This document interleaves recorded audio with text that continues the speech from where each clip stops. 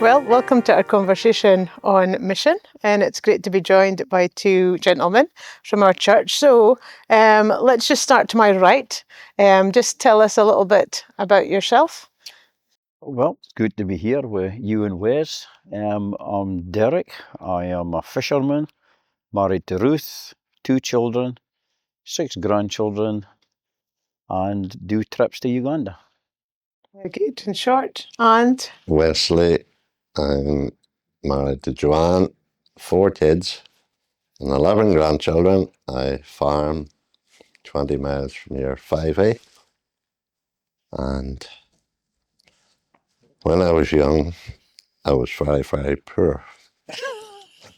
And after many years of hard work, sweat and tears, I can confirm I'm no longer young. you're no longer young. Well, it's great to have you both with us today. So we've got a farmer and we've got a fisherman, and you both got amazing stories to share. And it really is a privilege just being part of Central Church in I think the history that we've got of missions. When I grew up in the church, I constantly watched people who loved the Lord going off on a plane and going to the other side of the world, being in full-time missions work, and I thought that's what everybody does. But now we're in 2026 and we're still sending people out into the ministry, but missions has taken a different turn, I would say, the past 20 years, and a lot more local missions happen. And I know that you've both got a story to share of what God has called you to, and you haven't packed your bags and moved your family to the other side of the world. We're very thankful that you're still based here in the church, but God has asked you to do something that I believe 30 years ago you didn't see coming. No, But definitely. he has both given you a calling, isn't he? Definitely. It is a calling, a life calling, I would say. And it hasn't just been a flash in the pan. We're speaking about years here. So Derek, can you share with us your calling, how you got involved in missions? Well, 2007, it's almost with 20 year next year since we started the Uganda story. I mean, I remember being in Thenston Mart with Wes probably the year before that, and like you're saying, if we'd thought both of us would be leading teams to Africa, you'd have. It was never in my mind, Wes. I'm assuming it was never. No, I remember as far back going to the Gospel Hall, and there was a guy called Douglas Mowat. He had been called to, I think it was Norway or some of that places, and listening to his stories and thinking, wow, that sounds amazing, but never ever had a desire. My wife always had a desire to go to the Philippines, because when we started coming to Central, there was trips going to the Philippines, but it was never ever my desire. And I remember we spoke about Jim McGlade earlier, and Jim McGlade said one time in our house, Derek, sometimes you just need to go. And my words to Jim was, Jim, if God wants me to go, he's going to have to call me. And it is exactly what happened. It was December 2007. There was a choir coming to the church called Watoto Children Choir. Never heard about them. Had no desire to be there. Landed hosting Ivan and Olive and 2 children against my desire, but my wife had said yes. And we'd had food and we'd been sitting having a coffee and chatting away, and Ivan looked at me directly and he just says, Derek, you need to come to Uganda and build a house. And inside I'm laughing, thinking, Ivan, I'm not even coming to the concert tonight to hear you sing. I'm still thinking we'll catch the pictures. Me and my wife are having a date night, and that was it. And about 30 minutes later, he said again, he just directly looked and said, Derek, you need to come to Uganda and build a house. Anyway, I shrugged it off again, took them down to the church. It was December, it was a northwest gale. I watched this group of children going into the old hall, and I remember clearly that they had on orange tamis, scarves, gloves, and puffed up. And I thought, why are they in Fraserburgh? in a northwest gale like this. And then I went back up and I said to Ruth, I think we need to go and just see. So we went down, and I sat and I cried for an hour and a half as I listened to the story of how the orphaned, abandoned children had been rescued. And I went away home, and it was going through my mind, and I remember clearly it was 2:30 in the morning as I looked at the clock, and it wasn't Ivan this time, but God said, Derek, you need to go to Uganda and build a house. And that was the start of what has been an amazing journey, but a life calling, not a one-off, as we moved to the body, mind, soul vision, and we've completed different things. But that was the start, December 2007. So when you least expected it, when you were ready to do your own thing. Least expected it, least desired it. There was no desire. Absolutely, I had my life mapped out. We had built a new boat and different things, and then fishing was, I didn't need it in my life. I didn't want it in my life, but God decided to disrupt my life. And like you said earlier, there's times you wish it would go away, and sometimes yes, but there's always a choice, and your obedience, yes, I will go, has opened up a door that you never expected. The yes to start with, Lisa, was yes, I will raise the money to build a house. I changed it into my. Okay. I never said I would go. I agreed to raise the money Okay. to build a house, and we'd had a good year at the fishing that year. And when I saw the cost of it, I thought, well, that's not a problem.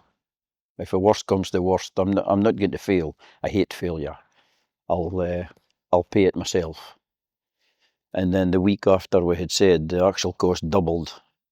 And that was a point that I thought, no, I need to get on my knees and hand this over to God. This is bigger than me now.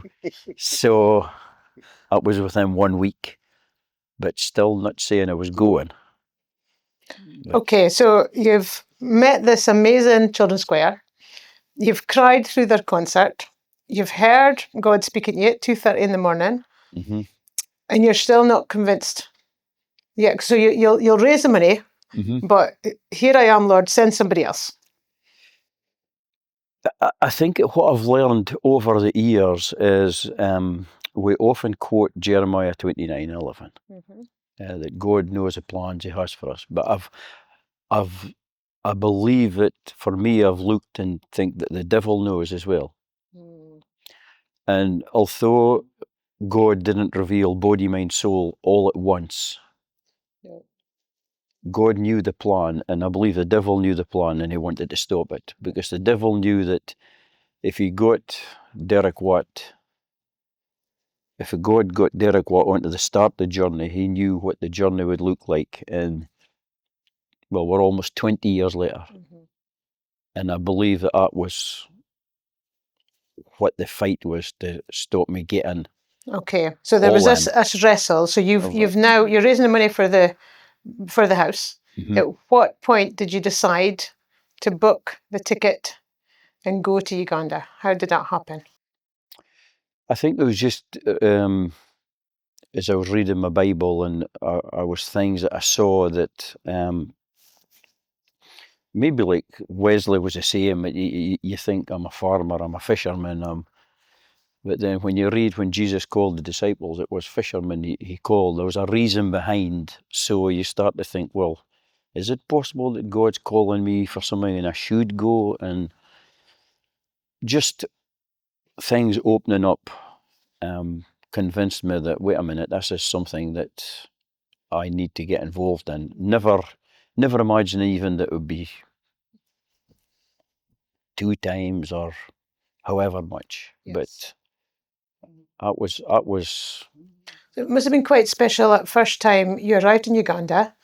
You had a team of how many people? There was 10 the first time. 10 the first time. So you go over to Uganda, and then you're not only providing the money for this house that you've raised, you are physically Derek, the fisherman, is now helping to build a house along with Yes. another 9 people. Building a wall, making cement, fitting windows, having one of the best experiences that I'd ever had. And I think the first time when we went down to the slums the first time, and you saw this is where the abandoned children can be rescued.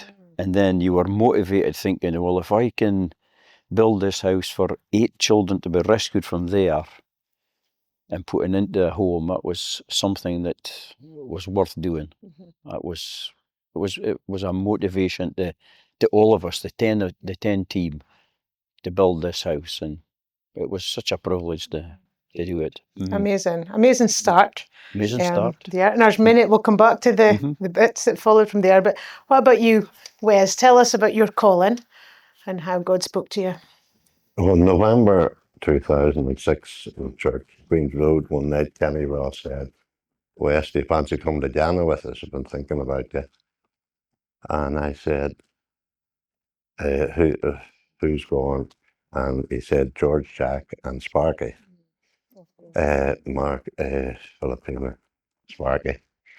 And I said, I said, I wouldn't mind doing something like that, because I had been helped build an orphanage in Romania a few years before, and a few years when I thought you were going to actually say when you were a wee girl you were watching people, but I used to love to hear missionaries, and I would say there's something when I was 10 years old, shortly after I came to faith, that the missionaries, I love to hear missionaries speaking, just the way you said there, Jeff, Norway, wow, I just love to, and I dreamt in a small Baptist church back in County Armagh, Northern Ireland, that I love to hear missionaries talking, their story, love to hear. And had went to Romania, and I said to Kenny, I'd love to go when he's going. He said November. I said, no, sorry, Kenny. My busiest time of the year, beginning of November. No, sorry. So we were John and I, my wife and I, were on our way home, and I said, did you hear Kenny Ross asking me to go to Ghana for 10 days? She said, yes, and you should go. I was 20 years ago, I'm still trying to figure out if she wanted a bit of peace for a fortnight. But she said you should go. And that went over and over in my mind. She says, go, it'd be good for you, and you've been far too busy. But I was coming into a busier time. And it looked tight for getting it arranged anyway. And it was fairly last minute. But next morning, Kenny rang me from Sunnybray. I was on the road, and Kenny rang me from Sunnybray, and he says, been thinking about you last night, Wes. And I says, I've been thinking about you too. I wish you'd go away. But I just felt I had to go. Landed in Ghana without an awful lot of thought about it. Enjoyed Sparky talking to his old mate, Paul Manso, superintendent, regional superintendent of AOG in Ghana. Old mates who had Bible college together. They were enjoying themselves. George, Jack, and I were having a good laugh. Kenny, George knew Paul Manso and knew the two or three different pastors. I enjoyed listening to these guys enjoying themselves, and I was switched off, away from everything. But everywhere I travelled, and I seen good soil, plenty of heat, too warm for West, and obviously it's a tropical country. It's the same pictures I see in Uganda, the same thing. Tropical country. I said, there's no need for poverty or malnutrition in this country. This is blessed country. And I started to think, maybe God wants me to do something here, help farm. Not that I know a lot about growing stuff, because my job is beef cattle and more stock, but I just felt God might be doing something. And towards the end of the week, I got more disillusioned about God, maybe in my heart, God not answering my prayer, really. Not that I was really wanting to do anything definite, but I'd like to have seen that good soil and heat used not to grow weeds or seas to grow food for children who are obviously in the villages not too well fed. Anyway, a couple of nights before I come home, I'll never forget it, praying in my heart, God, what do you want me to do? Some wee thing I can do. And next thing I started to cry, guitar. And that's why I'm glad I'm here now. Just so many similarities. I started to cry like a baby. 10 Ross in the next bed, fast asleep. And I tried to stop crying. And I was aware, I don't know, some people say you had a vision, Wesley, you had a dream, but I don't know whether I was an old man or a young man. I know I'm old now, but I don't know what you want to call it. But I believe that I was fully awake and a picture came into my mind as clear as Lisa sitting there. Little girl reading an English Bible, I could see it was an English Bible, to her mother who was excited in a round mud hut. And then they flicked from the picture like into a video. And I was walking through these round mud huts on the red soil. Now, I had only seen in the south of Ghana and in the middle of Ghana dark, mossy, fertile soil and more greenery and square or else rectangular mud huts. I hadn't seen the round mud huts. So I was walking through, sun was beating down. I can remember as plain as can be. Next thing, I heard a wee girl shouting behind me. I turned round, and if I'm honest, I think it was the wee girl. I'm not 100% sure. Well, that's relevant or not. But this wee girl come running up to me, I thought. She was coming running to me shouting with the Bible in her hand. And I looked round at her, and the next thing I seen, her giving the Bible to Vicky, my youngest daughter. Vicky kneeling down to write, I don't know what you're, I assume the wee girl's name or as Vicky's name, but kneeling down to get a firm place, and over her shoulder I seen Andrew Chartney, who she had just started to go out with. Well, from that day, I knew that I'd be back in Ghana with English Bible. So I come home, told my wife and kids, and asked them, did they want to go? And they all came to Ghana, and we had 1,000 Bibles. And then what really confirmed it to me was my wife started to organise that, which I need her to do because I would not want to organise any trip.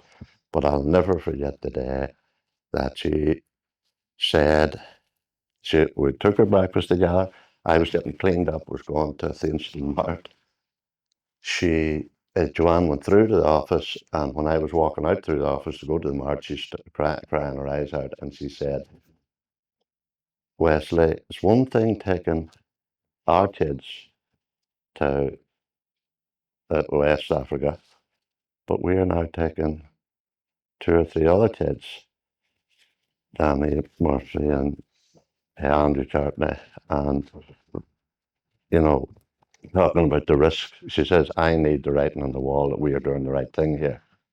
That was nearly the first thing that I thought my wife was going to bolt at the jump, because she was. And she says, I need the writing on the wall.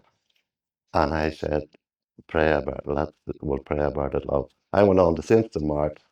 Never forget it. Walking down the steps to the ring, beef ring on Thinston on a Thursday morning, Joanne rang, crying her eyes out, down the phone again. I said, what's wrong? And she says, I've just opened the post and I scribbled Children's Bibles for Ghana, a check for 10,000 quid. Well, I don't want to go on and talk anymore, but you know, and I could take that, I could jump forward 14 trips later, trying to arrange the 14th trip. Later, I could jump forward to come out, taking a couple out, last as a guy I do business with. Ghana wasn't mentioned, last Saturday night. and I got up to go and pay for it, and he got up to go to pay for it, and I says, no, let me do this. I says, let me do this. You've been good to me a couple of times last year, a couple of things. And he let me pay for the bill. But then he pushed something into my pocket. That's it there, a check for 2,000 quid. Children's Bibles for Ghana. So Amazing. that's 20 years later. And a few stories at the do. That's enough for me. So you're both speaking about 20 years, really. Yeah, that's well, I just was amazed. The time frame there, I was amazed. And the calling is still the same today as it was 20 years ago. I think for me, a calling stronger than it was. We went through a dip during COVID, because the trips kind of stopped, and then wondering, was our connection with Uganda finished? Was the time in 2024 I went out to land going out myself because circumstances, and praying that God would speak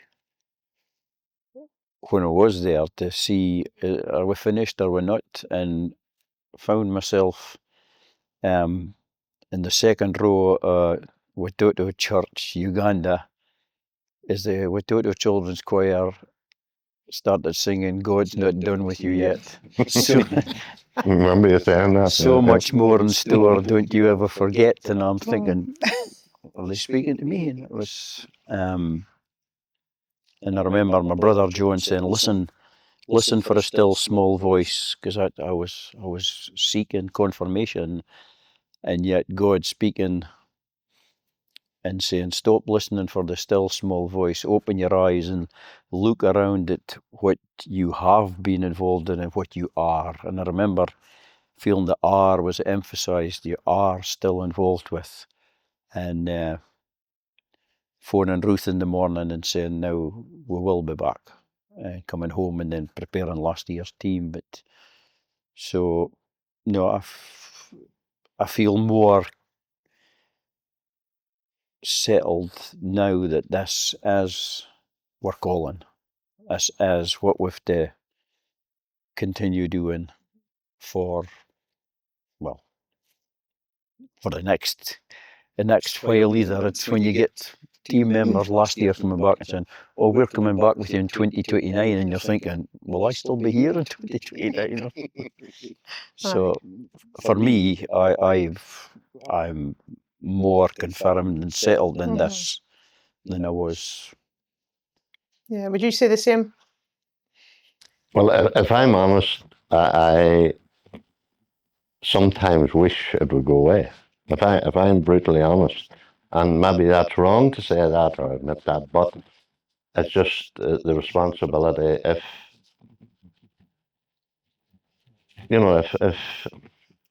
I feel responsible and inadequate, and I don't run my life or my business organised. I'm last minute Johnny, and I do not, and that's fantastic. And the length of time that you spend, you and Ruth both must spend organising it, I think is fantastic. But I'm not organised in my life and my business. I'm not saying I shouldn't be, but I'm not good at arranging or planning anything in advance. But I think God takes you as you are, because you're both very different, as we all are sitting around this table. And God takes our strengths and our weaknesses, and He makes it work. Because it's not just, when you're speaking, it's not just you as an individual, because both of you speak about Joanne and you speak about Ruth. So this is not an individual thing that you've been called to either. It's bigger than that. It's a partnership with your spouse, but it's also with your family as well. Now, and you brought up girls who are very organised. You've a few organisers. Maybe I didn't bring them up. Maybe Joanne. It sounds like Joanne brought them up. But tell us, how has the mission impacted your family as well? Well, the one thing I'd like highlighted, and maybe I should have mentioned talking about growing up or where I come from, I had a mother who loved her Bible, right? I'm not saying that, it's only God knows the number of people who profess his name, who are most likely and hopefully on their way to heaven, like 600 or 700 people many a time in this room. But I'm going by my own experience. I come to faith when I was 10. I didn't fall in love with my Bible until the week that we buried a little girl at, between Terry and Naomi. 40 odd years ago, the week we buried Claire. It was then I fell in love with my Bible. I know a good few people, and so do you, who love their Bible, right? Which I think you guys do. The youngest person in this room, Mark, if you hear him on this stage, it's obvious from a young age he loves his Bible. But I was 20-odd-year-old, a little girl lying that we didn't know whether she'd live or die, and she died. It was that week I fell in love with my Bible. But how many weeks have I went through my life? How many months have I went through my life? How many years, backslidden years, that I thought I could live without my Bible? And I think if everyone's honest, many's a time we've tried it, and we still do. I do. I'll speak for I do. My concern is, you're talking about my family. I have 11 grandchildren. Thank God for this church. Most of them are in it. Thank God if they're not here, they're in Edworth. United Church on a Sunday morning, most weeks. But my desire is that they fall in love with their Bible. And I think part of that, like your own stories, everybody's got a story, but I would love people to question their life and look back over their life, that when they grew cold, when they backslid, and they not relate that they had left the Bible out of their life, which I find is the easiest thing to do in a busy week. And I'm 60-odd-year-old, should know a lot better, but you're talking about impact on my family. That's my desire for my family. Before I get on an airplane or arrange to buy Bibles for children in West Africa, I want them to love their Lord and love their Bible. And I think that part of what we're talking about might come from loving your Bible. Yeah. And that's what God's called you to do, isn't he? So you're giving out Bibles in Ghana. Yes. But yet you're right, the family that God has given you here, it's that this becomes the most precious thing to them, isn't it? It should. And I'll speak personally, it should and isn't always my priority, but it should, and that's what my desire is, that somewhere in every village we have been in, I know we have handed out, you've been there, we have handed out thousands of Bibles over a dozen or 14 trips, and I know them Bibles will go wayward. Someone will be sold. That would be a good thing, because at least someone will pay money and they may be read. I know there'll be some in the areas that we were in will be destroyed, the environment they're in. I know they'll be ripped up. It grieves me to think that some of them will be used as toilet paper, but it's reality. But my desire is that a kid, even this one, in a village will fall in love with their Bible, which will not just help them with their education, increase their knowledge, but change their life. Yeah.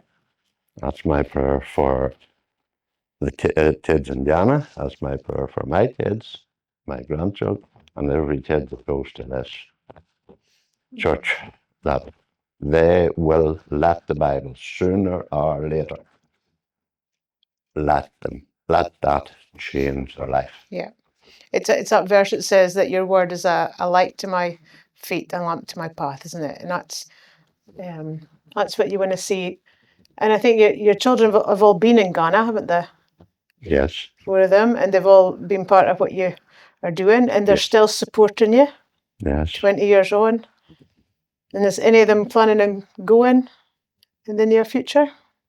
Well, not on this trip, but hopefully I would love to see each one of my. Sorry, Judah, Danny, and then his wife is going with me. So one of your grandchildren is Jackson was with his dad on the trip in India last year.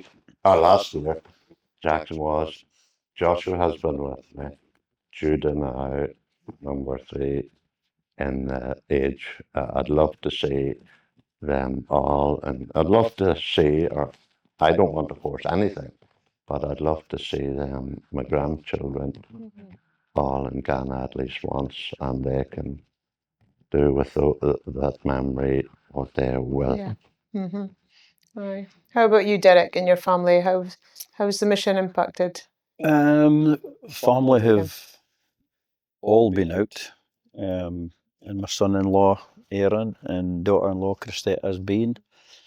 There's talk in the pipeline about going out as a whole family unit once we can get the 2 little ones up enough as get the injections. That would be some trip.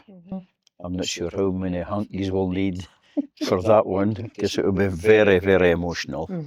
But I would love to have them all out to let them see what they've been involved in, and over the years the different builds and the different places, and but they've been very supportive over the years, and they've done fundraisers and helped in fundraisers as we've done that to do some of the things we've done out there. So it's something to look forward to if we're still here to do it. So, but I think it's good for the family to see that.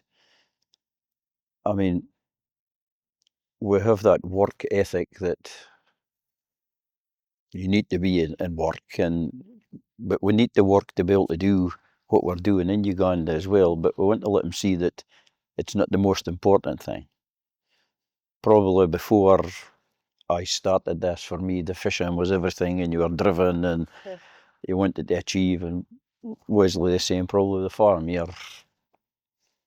But I think that when God interrupts your life and takes this thing in that and you make that choice, you then learn, and hopefully your family can look on and see that you have been able to put a higher calling before your own personal choices. That's what I feel. I love that what you said here, that God interrupts your life. So for both of you, God interrupted your life. Oh, definitely. But also took your family with you, because in your first trip, both of you went out with your children. So you had Chloe and Philip, and you had Kerry, Vicky, Naomi, and James, didn't you, with you? So it's amazing how in the interruption, as a family, you went out to see what God was calling you to do, and they're still walking with you. Yes. Encouraging you 20 years on. So 20 years, it's difficult to speak about everything that's happened in that time. But can you share with us a highlight or two that's happened when you've been over there? Who's going first? I've so many. As you know, I have been kind of writing down a journal book kind of thing, and but trying to pick one. It's just, I think the day that the children's church was building was one of the biggest highlights to see. So tell us about the children's church, because at this point you'd built a house. We built the house and came back the first time, and I remember writing in the journal, I hope God calls us back. Because I've never wanted to go on my. I've always wanted it to be God calling, because I think I could, like I've said before, I can book flights, I can arrange a trip, but if it's not God in it, the special moments. So I remember writing that and getting called to, I sent to Ruth in the morning, we're going back to Uganda and we're building a classroom, and wrestling with God with that as well, thinking, I don't want to build a classroom, I want to go and build another house. I loved building the house, and why a classroom? And then getting the text from Pastor Ben, Body, Mind, Soul, which God interpreted to us that the house was the body. The rescued children needed somewhere, so that was the house we built. And then we needed to educate them, which was the classroom. But if we rescued them and educated them and didn't see them saved, it was pointless. So the soul part was the children's church. And I remember going out and sitting down with Watoto and sharing them this vision, and thinking they're going to say, this fisherman's came X amount of 1,000 miles and he's sharing this, and well, we would never see him again. But they didn't. They believed it was for God. And at that point in time, did Watoto have a children's church on their agenda? No. So I don't think there was any children's church in Africa at that time. Wow. So you kind of came over with a new idea that you believed. Well, they had the children's church, but not a purpose but not built, a building. like a separate building. And when you think about in our country, if someone came to the oversight before we built this hall and said, let's build the children's church for Lisa first, and then we'll think about another, no chance. No chance. No chance. Seriously, it would. But when we started and we went out to Watoto East, it was called at that time, and you looked and you've got the main church at 1800 sitting in a tent, and there's this new structure going up for kids. It was mind blowing, and to see that coming, the completion of the vision has got to be right up there with one of the. Oh, I mean, I remember walking up to it with you the first time, and I never forgot what you said, and it was special. So I think there was a lot of battles with the devil at that time, but that was right up there. Another highlight is definitely got to be from the last trip, the white flower story, just because it's so fresh in the mind, and it's really Matthew that we should have sharing it. But I got the opportunity to go to one of my friends this time, and we're sitting in the bus on day one, and Matthew says to me, he says, I've been given money from my mother-in-law and my mother to see a need if we see it. And I says, okay, I'll spoil it. So day two, we came down and we're sitting in the bus together again, and he says, I feel God's given me two words. It's white and flower. I thought, white flower, okay. And I remembered back to a picture of Billy Allen sitting covered in flour, and thinking, does this mean that this money goes to, because we buy food for giving out in the community, so is this white flour that there's got to be Matthew's going to be filling these bags and he's got to be white, is this what it is? And so we'll keep our eyes open. And Matthew's an emotional guy. Every waitress or seemed to be called Esther after like his daughter, or Miriam like his wife, and he would start crying, and it was like, come on, get a grip. And we went to Wamakisa. Now, Wamakisa is a teenage rape centre that we got involved with through coincidence. Well, my mum and dad's cruising in the River Danube in Germany and meet Valerie Duff, who is one of the founders, and says, oh, Derek goes to Uganda, oh, we do this. And So we went to Wamakisa, and the team split in two. As Esther, who runs it, she led my half, and we're coming through the place where they made the blankets and that. And then I get a tap on the shoulder from Matthew's behind me, and I look round, and he's in floods of tears. And I said, Matthew, it's 9:15. Why are you bubbling already? Get a grip. And he says, look at her dress. And I thought, and Esther turned round, and she'd on this beautiful white dress with flowers on it. He says, white flower. He says, that's where the money's got to go. And I remember going up and sharing it with Esther, and Esther says, I don't know why I put on this dress. I don't even like it. And it was just, it was an amazing, and to see him, I got him up with Esther, and he shared what had happened, and for him to be sharing it, it was, so that's a fresh highlight that you know as well has impacted people as well. So highlights. What about you, Wes? Share some of your highlights. Well, there is a few, but and you have mentioned there, Lisa, about you were in the West at the Falter region, and a guy told me he knew where I was going next, and I didn't know where I was going. I didn't even have any plans to go back. At that time, no way was I organising a year in advance or 6 months in advance. You shared your story at this point, hadn't you? I just told, yeah, and you and Kerry had 600 kids under your control earlier that day, and we were packing up the next day to go home. But that guy, when I told him what had taken us or how did it come about in Sheridan, Missouri, he said, I know where you're going next. I'd love you to be coming here, but you're going north, and you'll see your round huts, and you'll see your red soil, and it'll be even hotter. He says, you just described, and he gave me Ben and Marian's number, who there were missionaries up there, AOG missionaries up north.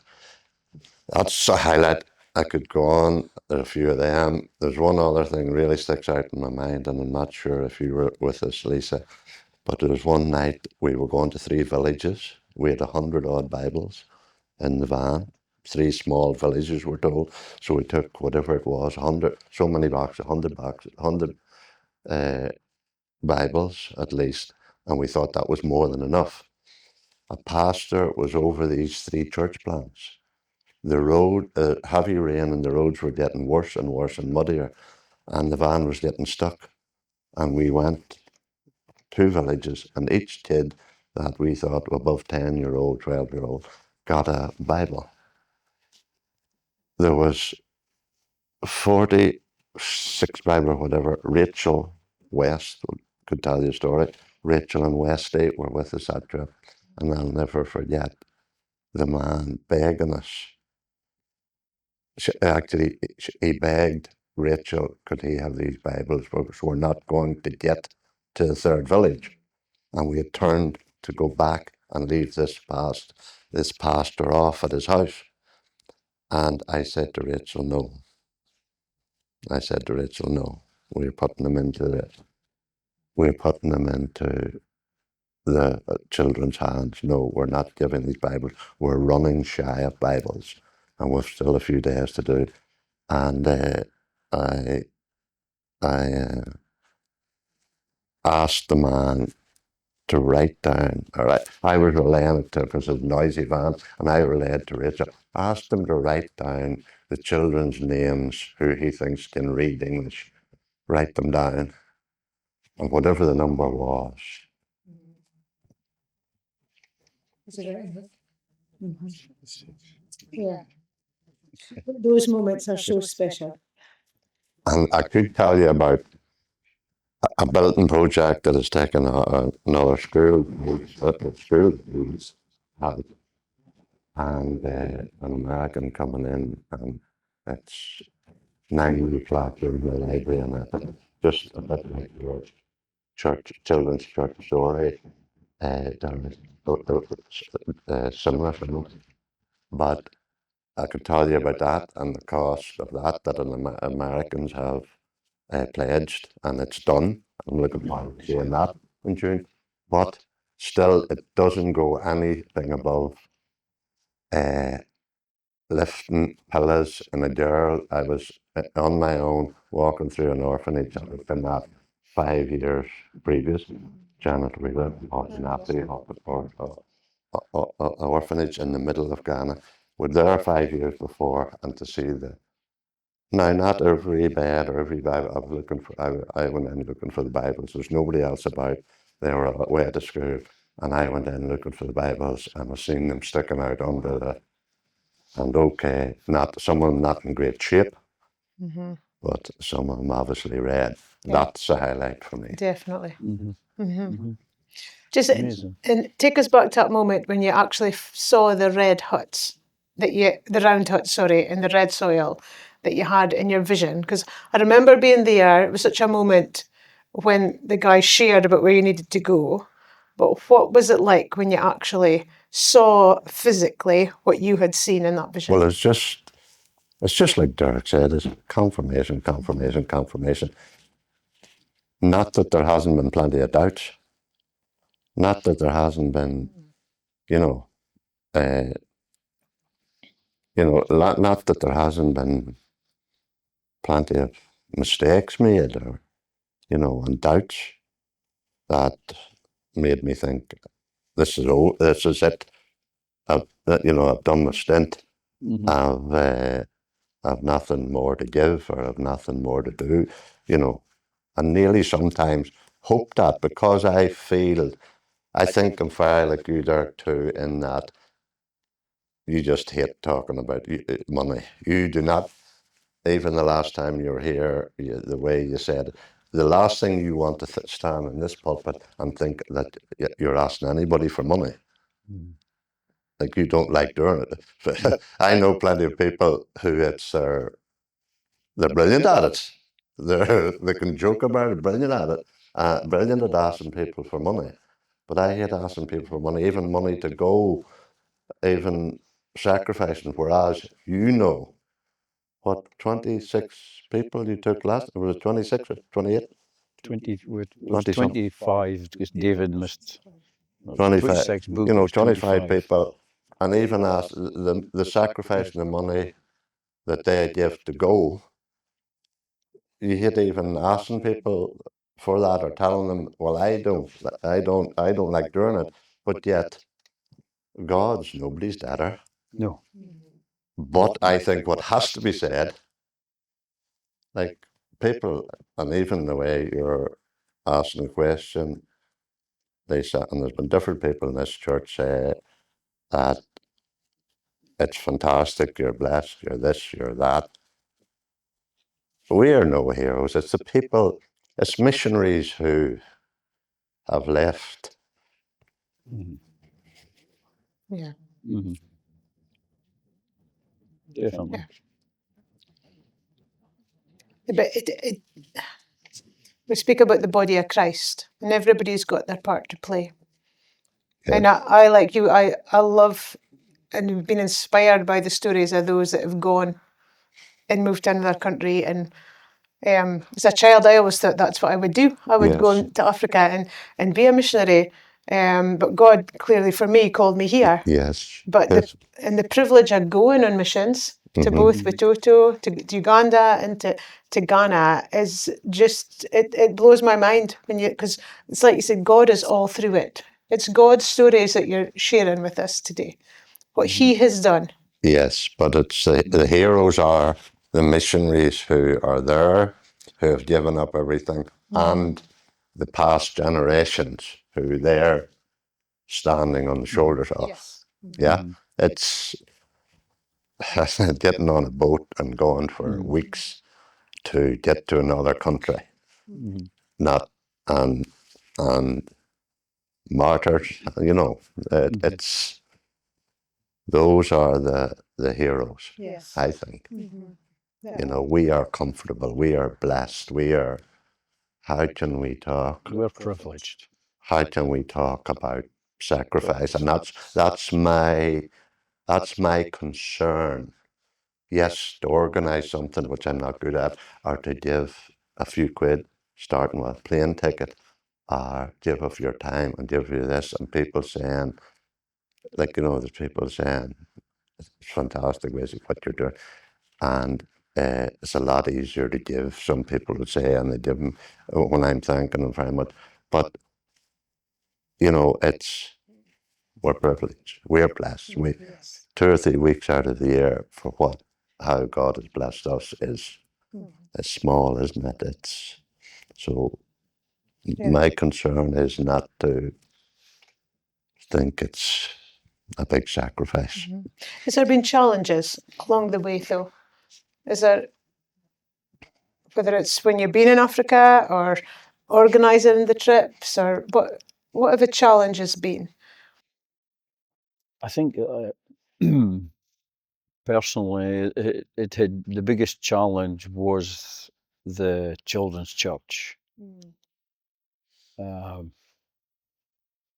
Just you were feeling at the time that the devil was saying, "Well, I've given him the house and I've given him a classroom, but this is getting serious." And there was so many stumbling blocks. It was going to be here, and it was this design, and it was cancelled, and the sheer cost. I remember Ruth going to one of the things they did at one of the nights, and it was 7 steps about being challenged in faith and reaching out. And the very first one was about vision, about if your vision is not big enough. And I remember when I messaged her and told her the price, and she said, "Don't tell anyone."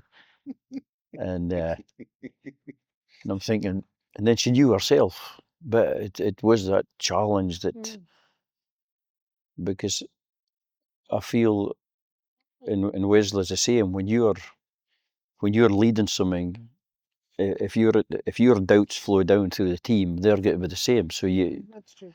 and it did feel a bit like the Israelites. We had seen them when they came in for the house. We had seen them when they came in for a classroom. We believed the vision.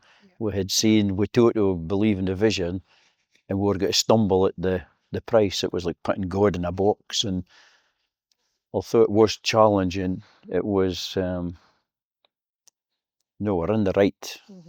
We just have to have the faith. And that verse unto him that is able to do abundantly more. That's right. And he did. And he did, because you were starting to scratch your head as to, right, Ruth did the cookbook. Chloe had organised a soup and sweet. Philip did a bit of run, and I did a run, and we had done the different fundraisers, and you're thinking, how is this money possibly going to come in? And it was like, at that point, you have to say, look, let's hand it over and just, we have the faith to believe. So I would say that was the biggest challenge. And once you've seen different things, I think the next stumbling block becomes easier, because you've got the faith to believe. That once you get that confirmation and clarity that you are in the right calling, and if you're hearing the right voice, I think you've got faith to believe. And even like we mentioned with the trip the last time, 25 people, but we believed that every person in that trip God had called. It wasn't, I kept saying to the teams, we're not putting a team together. God is putting a group of individuals. And you saw that every person there was there for a reason. Every person could sit around and share a story with you. So I think it's about getting to a point that you understand better what you're involved in, who's called you, why you're doing it. And the challenges, I believe, does get a bit easier. No. How about you, Wesley? Challenges. or doubts? Yeah. Well, I can say at any time I come to thinking or organising in Ghana over this past 20 years, there's only 2 occasions that I would have doubts. Yeah. Every day and every night.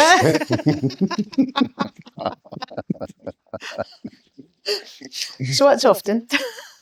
And But yes, I have a quote in that Bible amongst a whole lot of others. Faith isn't faith until it's tested.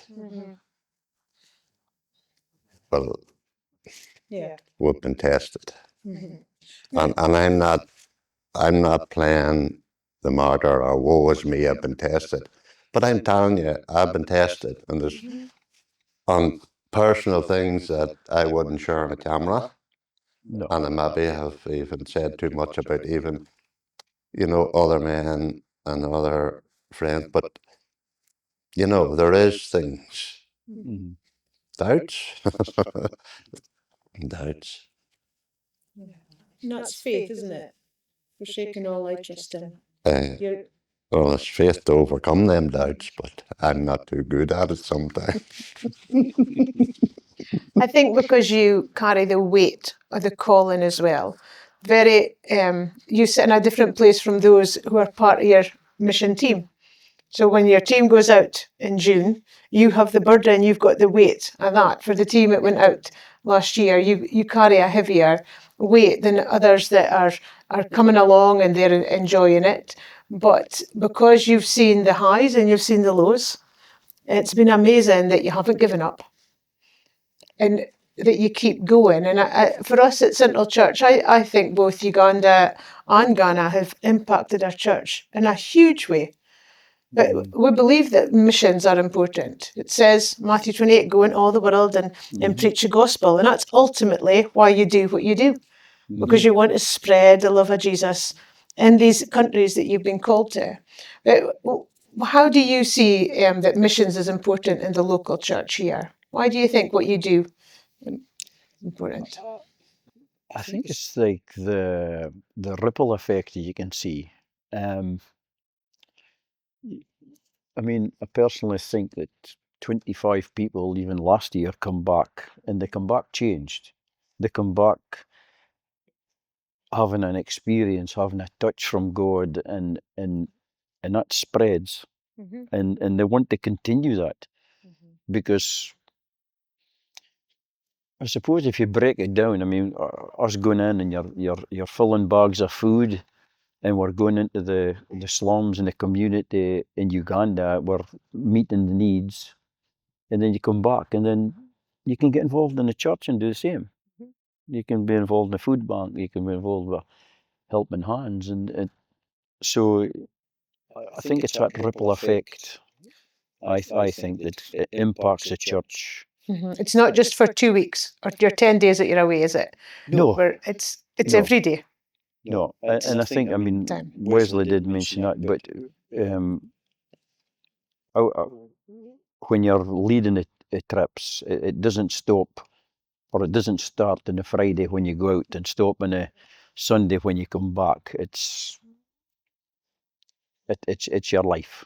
That's what I see, and we've been very lucky to have like a team round about helping. With Billy and Joyce was so involved with Toto, Andrew and June, Nicola can look after finance for us, and well, yourself, you've been out. We've got, although we've got so much different people have been, we've got a faithful bunch that have been 4 or 5 times with us, and that you can bounce things off of, and your WhatsApp groups are great, and so you're not doing it alone, although you're maybe the head that people associate, or the Ghana money, or the Uganda money, or the Watoto money, but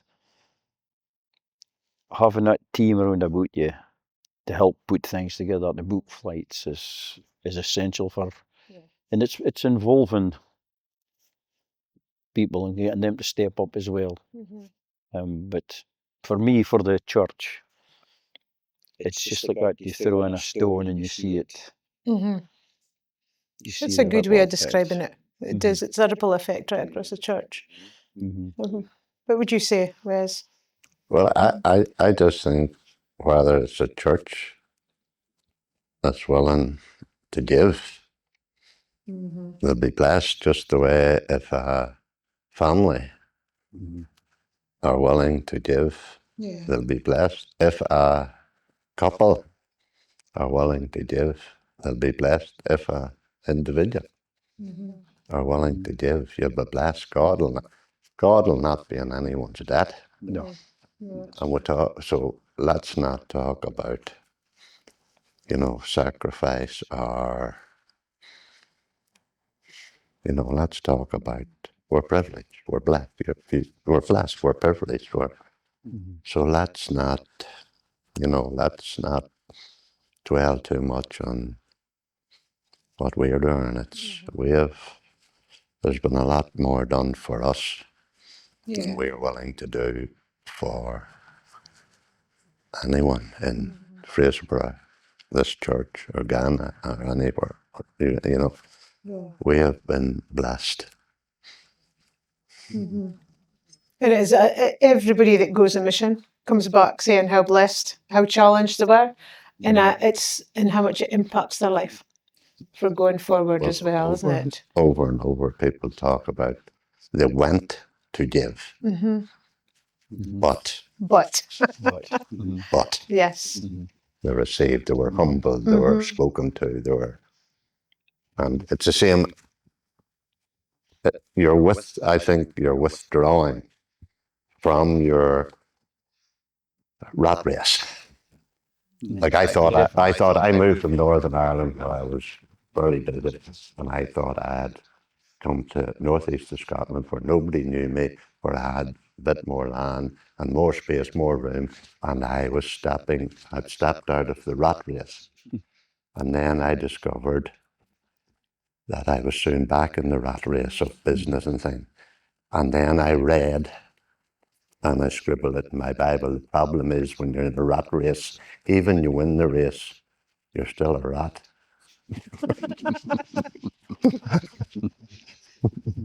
So it's withdrawing for a week or 2 weeks to go to Uganda or to go to Ghana, or giving the price of a plane ticket and a few hundred more, which you'd likely been spending. It adds up into a few quid, but you'd likely been spending if you're at home anyway. So it's not too big a sacrifice. It's not too much to ask. And I know it's not for everyone. I know everyone can't do it. And I'm not making light of that either. It's a big thing to a lot of people. It's huge. It's a huge thing to a lot of people. But how many of them said that and stood on the stage when they come back from Wautoka or Uganda and said that they were really glad and blessed they went. I think you're right. People speak about the impact it's had on them. Yes. And it is that you're excited, you're ready to go, you think that you're going to be doing this, and this to help people. But God, I think it's creating space for God to work in you in a new environment. Withdrawing and making space. Yes. That's what I was trying to say. Like I remember saying to PJ years ago, and I've quoted that, God didn't take any of us to Uganda or Ghana to show us poverty. He took us there to show us God. And it is that, and you get this comments but why does that happen in Africa? It's not about being in Africa. It's about you go expecting and you're switched off from the things of life. You get up in the morning and your mind's clear. You're not work to go to, bills to pay. You're there to do what you're going to do, and you are more open and expectant that things will happen when you're there. Definitely. And it's just a different world of what we live in. I remember being in Ghana, and we were in the school, and there were short of teachers that day. So I had a whole class of Ghanaian children, and Kerry must have had a class as well. So a bunch of 10-year-olds and doing a writing lesson with them. And I'm thinking, oh, here we go. And I still have a copy of what the boy wrote, because he wrote, I get up in the morning and I thank God that I am still alive.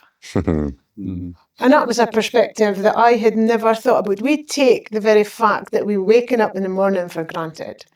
And you put yourself over in Ghana and Uganda, where he was giving thanks for the breath in his body Mhm. and the fact that he was still here. And that's something I've often thought about. And it's just a giving thanks, isn't it? When you go to Uganda and you see these hundreds and hundreds of children that would have had nobody to look after them. To see what Watoto have done, the impact that you can have on a country. And that really is just, it's humbled me. But God can use any of us. It's just being obedient. And I think that's, you see that those third world countries are so much more dependent on God than what we are. Yeah, Aren't yeah, they? yeah, yeah. And for me, when I've had the privilege of going on mission, it's almost like a reset. Because you're stripping away all the extra stuff we've got here. Mm-hmm. And whether it's sleeping in a room where snakes might come in too, and you're praying that they don't, or that the water that you're drinking is okay because you're not sure what you're eating or drinking. I just think the reliance on the Lord is so much more than ours. Yeah. It's very humbling times. Yeah, yeah. Very humbling. What would you say to somebody that was thinking about going on mission? I think firstly, pray about it. Um, and I think if for me, anyone that gets a chance, definitely I would say to go. But we've said already, it's not a cheap thing, which it is the most disappointing bit about it, because when you're standing and you're announcing that you're going on a trip, and then you're starting to speak about the cost of flights and the cost of accommodation, the cost of injections, and then it's so easy to count up and think, oh, we could do a cruise for that, and it is, and you think the last thing you want people to think that we get any percentage to pay our flights or nothing. This is, we try and shave it down to the bare minimum so that anyone can get, and if there's any way we could half the price, but that is what it is. But I think, as Wesley says, God's no man's debtor. And if you're able to make the sacrifice, which I believe it is, even to get 7, 8 needles stuck in you to get your different injections, I would definitely grab it. Because if we're counting out all the people that we've seen over the years going to Ghana and Uganda, I would be very surprised if we could line them all up and any one of them would say they wish they hadn't gone. So Very true. I would say if you get the chance, grab it. You won't regret it. Anything to add to that, Wes?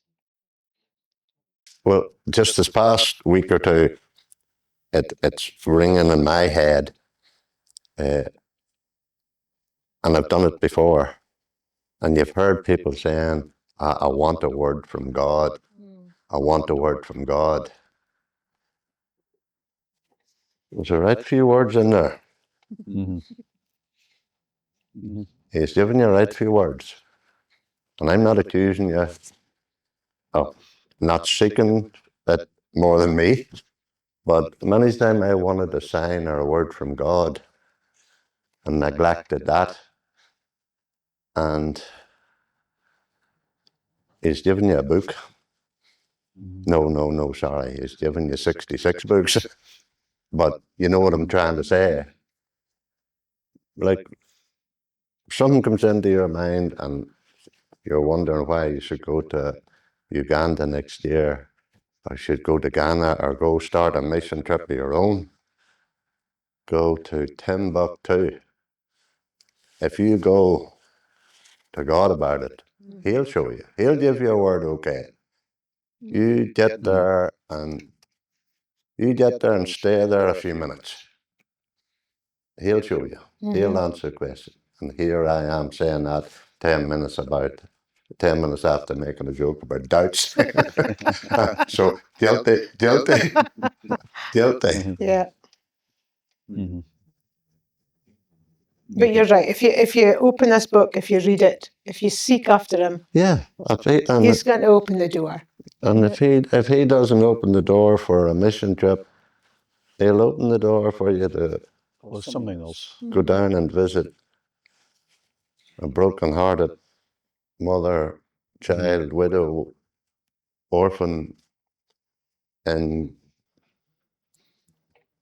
Rotardic. Yeah.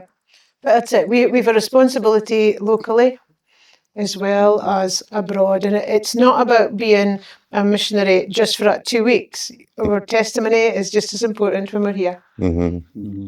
What it is over there. I was reading this today, and it's in Romans. And it says, but how can they call on him to save them unless they believe in him? And how can they believe in him if they have never heard about him? And how can they hear about him unless someone tells them? And that's what missions comes down to. Mm-hmm. It's about taking the word of God in the form of his written word, in the form of providing a church building, in the form of providing food, in the form of showing love. And that's really what God has called you to do, isn't it? To go to the other parts of the world and just to share in what he's doing there. So just to finish off, there's a couple of trips coming up that you're both organising. So Wes, tell us about your trip that's coming up. 16th of June to 25th of June. It'll be too short notice for a lot of people, but if it's meant to happen, it'll happen. 2 or 3 people wanting to go that can't commit just yet because of work. But Jim McGlade, Andy Lovell, Judah, Danny and Naomi's boy Judah, and his friend Sam, who has just been accepted for AOG Bible College. Oh, wow. Just Okay. a few weeks ago. Mm-hmm. The son of a couple that's on Danny and Naomi's leadership team. Friend of Judah's going, so 5 of us going. At the moment, but there's room for more. Is that right?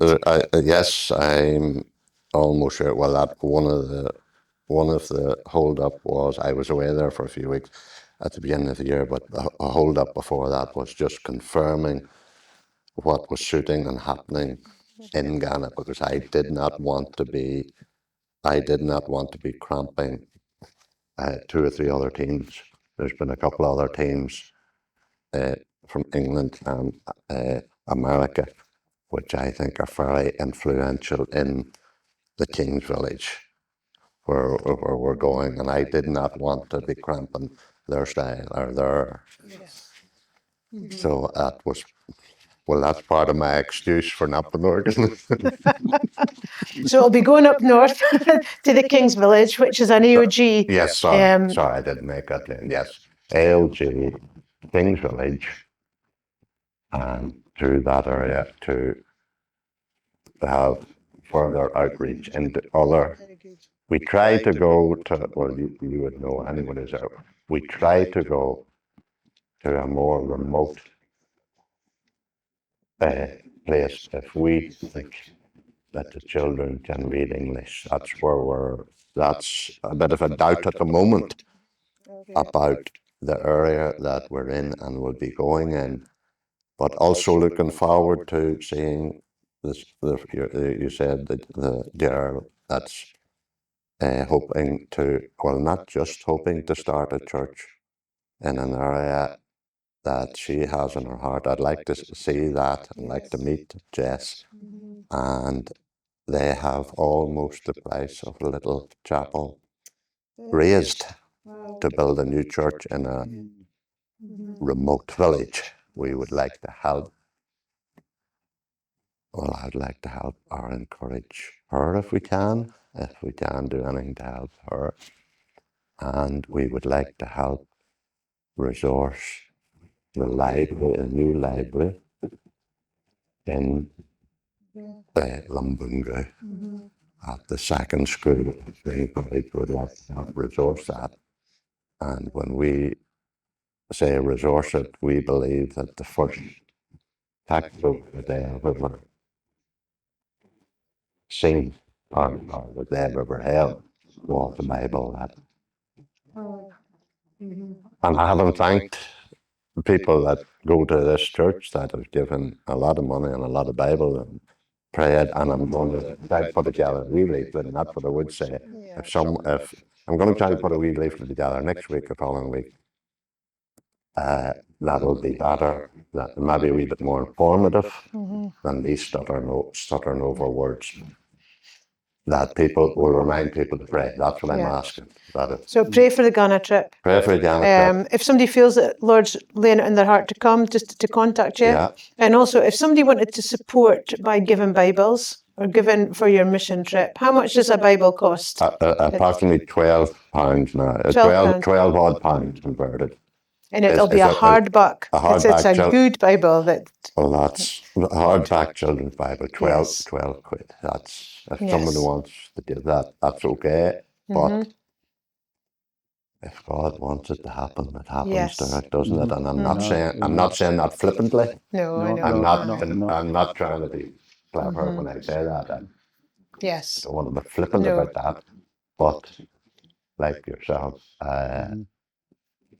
I'm not going to stand on any stage and ask or beg people for money. But it has been amazing what God has done. It's unbelievable. Really. Because it's tens of thousands of Bibles, isn't it? It will be 20 odd thousand Bibles, yeah.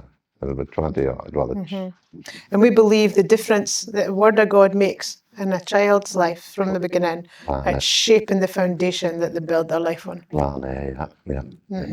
Yeah, fantastic. It's a brilliant ministry. And I know that you don't like all the praise and that, but Wes, what God has done in you and through you with the Bibles. It's one of those that only eternity will tell. Yeah. So no. It's been a privilege to be in Ghana. I think I have felt more scared when I've been in Ghana with you than any other mission trip I've been on. Because there's lions and tigers and bears, and but it has been just seeking God and seeing God move. But I always say that. I thought you were going to say it was somebody that was supposed to believe in that didn't know what they were doing. Not at all. Not at all, but at times. That's what I thought you were going to say. God was leading it, Wes. It definitely wasn't a mission trip filled with comforts from home, that's for sure. But it was a mission trip filled with God moving in it and through it. Yeah, no, brilliant the work that you've done. And Derek, tell us if anybody wanted to get involved in Uganda and with Toto, how can they do that? We've got, potentially, we have 3 trips coming up, but the first one, September this year, just myself and Ruth are going out to do some planning for next year. So we've got 2 trips planned for next year. We've got one in May and we've one in September. Currently May, we've got 12 people that names down and paid a deposit. And for the September one, we've 18 confirmed as well for September next year. I think one of the encouraging things is so much like we were saying earlier, but in the May trip, 11 people are returning. And I think half of the trip in September at least is people that have been and they're returning again, which is absolutely amazing. So we've had to put our cap at 25 for the bus. So we still have some spaces for either, but and if anybody's keen, just to get in touch. If anybody's keen, just get in touch or get in touch with yourself and pass on. There's it's open for anyone to come. It's able to come. They need to be PVG'd this year, and £100 deposit secures their space just because of the cap, and we've had to. I think it adds that extra bit of commitment if someone is to put down a. And unlike Wes's quick trip, we've given people plenty of time to but save no, up but and, that's the way. injections, That's the way forward. So But I think it both works, doesn't it it? both And works if you're cold and you're ready to that's go. it.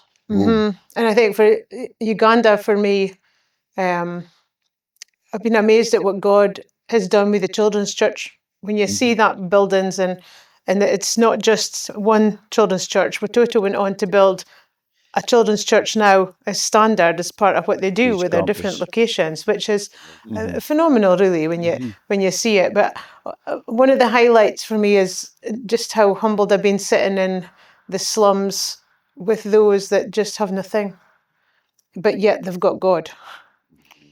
And when you're sitting in a tin house with no windows, it's not maybe twice the size of this table, and yet there's a contentment and there's a peace that only God can give. And I think it's the work that they're doing in Uganda, it's changing a nation. That's the purpose, is it? The organisation. Raising future leaders was always there. And I think for me, it inspires us that we can change a nation. We might just be a church in the northeast of Scotland, but when we're called to go into all the world, fulfilling the purpose in Ghana, fulfilling the purpose in Uganda, but we've also got a mission here in our doorstep as well, haven't we? Definitely. And we long to see here changed for Jesus as well as the countries that you're impacting as well. Well, I want to say thank you very much for coming along today. I think we could have talked for hours, many more highlights, many things There's that a lot we've missed out, but how can you cram 20 years into... That's it. So what I would say is if anybody sees you guys in church, grab you and say, do you fancy a coffee? And hear the stories that we can't tell online. And hear the stories of what God has done in you and through you. And for anybody that's thinking about missions, or if God is speaking to somebody about sending them to a country, to sit down with you two and just to have that conversation. Because it's not just Ghana and Uganda, there is a world out there as well, isn't there? Good point, and I never thought of that, but I never thought of that really until I sort of said it there. Get to God for yourself. Yeah. Brilliant if He wants you to go to Watoto, but more brilliant if He wants you to... Like Lisa's saying, I'm sure that if there is someone that's had God speaking to them, that there's things that you've experienced and we could pass on and say, look. Yeah.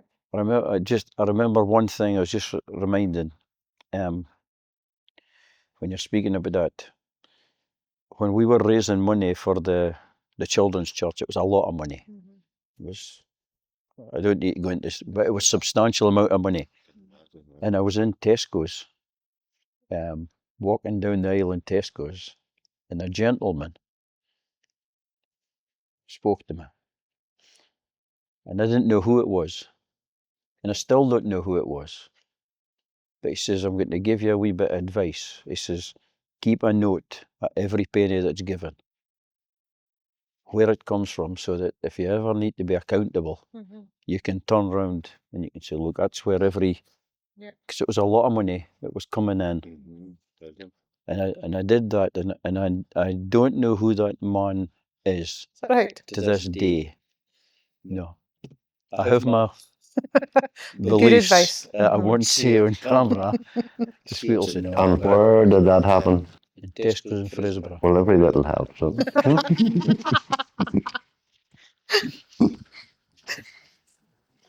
There we go. It doesn't change, does it? No. There's always got someone that has got advice to pass on. There is. And that, to me, was a great bit of advice. Yes. And I think it's just encouraging somebody in what they've been called to do. So thankful that you've been obedient in your calling. So thankful that you haven't given up when the challenges and the doubts come in. And 26, 27, 28, 29, 2030, I can only imagine what God can do. But we're believing that He can do immeasurably more than you could ever think of. So thank you very much for joining us today. Thank you.